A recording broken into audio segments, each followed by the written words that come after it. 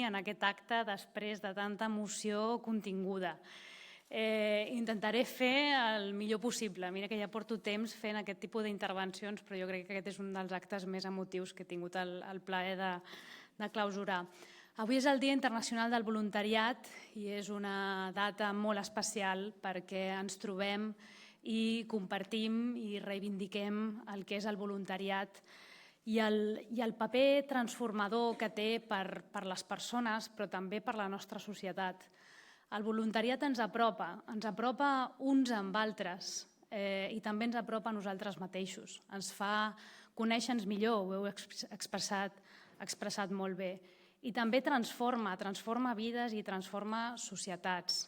I ho heu expressat en les diferents intervencions d'una manera realment meravellosa. Catalunya és una societat molt solidària, ho ha expressat en moltíssimes ocasions.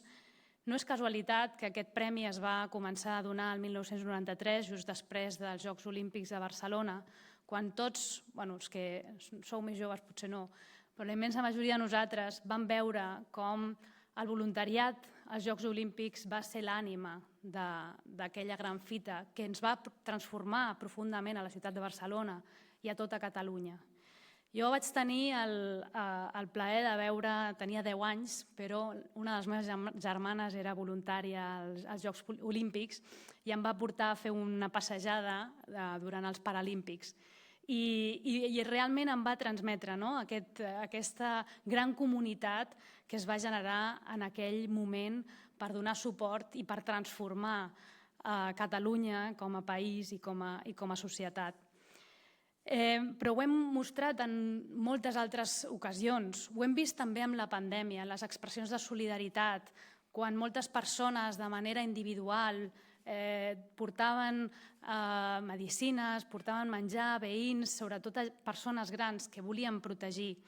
I ho hem vist més recentment amb les tristes conseqüències de la Dana, amb una explosió de voluntariat que pràcticament va desembocar en massa i tot. Ja sabem el que va passar, però va ser una expressió enorme de voler ajudar, d'estar a prop de les persones que pateixen. I és tan necessari reivindicar aquest paper, aquesta passió per ajudar. És molt necessari i fins i tot és el que ens salvarà com a societat. No vull sonar dramàtica, però ets per tots coneguts els grans reptes que el món s'enfronta amb el canvi climàtic, amb alguns lideratges en alguns països que ens fan dubtar o que generen tensions a nivell internacional.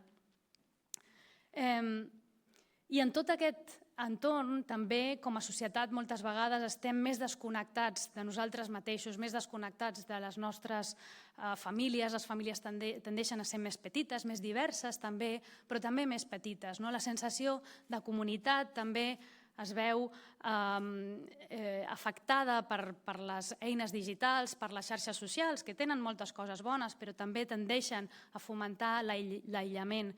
Tenim una societat envellida i també amb famílies cada cop més petites. I en aquest context, moltes vegades aquesta necessitat d'ajudar, d'estar al costat dels altres, de ser solidaris però també ser voluntaris, és una de les llums que ens ha de guiar per construir realment un món millor.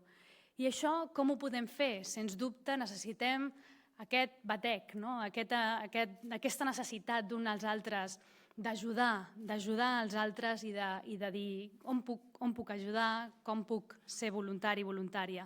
Però també necessitem canalitzar aquest desig d'ajudar els altres perquè hi hagi més i perquè sigui el més útil i arribi a tota la gent que ho necessita. I això també ho fem mitjançant les entitats, com avui reconeixem a 3 d'elles, però hi ha moltes altres. Les entitats que vehiculen, organitzen tota aquesta tasca i realment apropen la gent que vol ajudar amb la gent que necessita ser ajudada per després, com també hem vist avui, fer que la gent que està ajudada ajudi, formant un cercle virtuós meravellós. I també necessitem les administracions públiques per créixer i per enriquir i enfortir tot aquest sector. Necessitem canalitzar el finançament per aquestes entitats, per aquests voluntariats. Necessitem, des de les administracions, dignificar tota aquesta tasca, posar-li en valor en premis com el d'avui.